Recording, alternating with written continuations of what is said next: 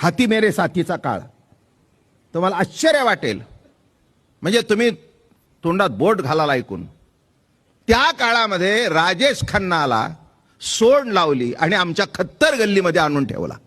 म्हणजे तो गुरु शर्ट तसा, ती पॅन्ट अशी वर गेलेली दुमडलेली आणि सोंड.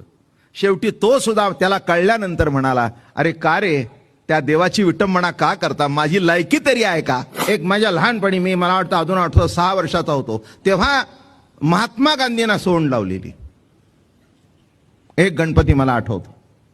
आणि कस्तुरबा शेजारी. म्हणजे आता काय कसं काय कळावं.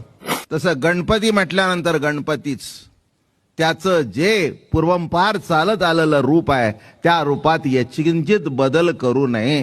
तसाच गणपती श्रीमंत दगडूशेठ हलवाईचा आहे. मला तुम्हाला सगळ्या गणपती वक्तांना सांगायचं आहे, गणपतीच्या मूर्तीत बदल करणं नामे तिची तोडफोड करणं.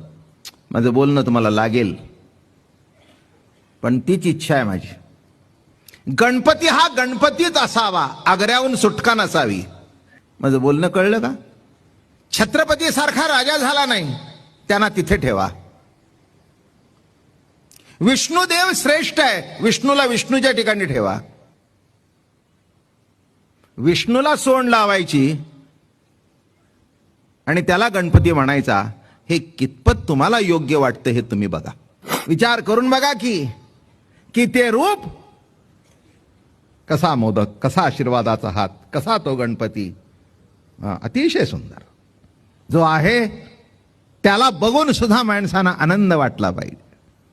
काय म्हणून काहीही दुसरं करू नका, त्याला विष्णू करू नका, त्याला कृष्ण करू नका, त्याला विठोबा करू नका आणि विठोबाला सोंड लावू नका. कळलं का तुम्हाला. कृष्णालाही सोंड लावू नका.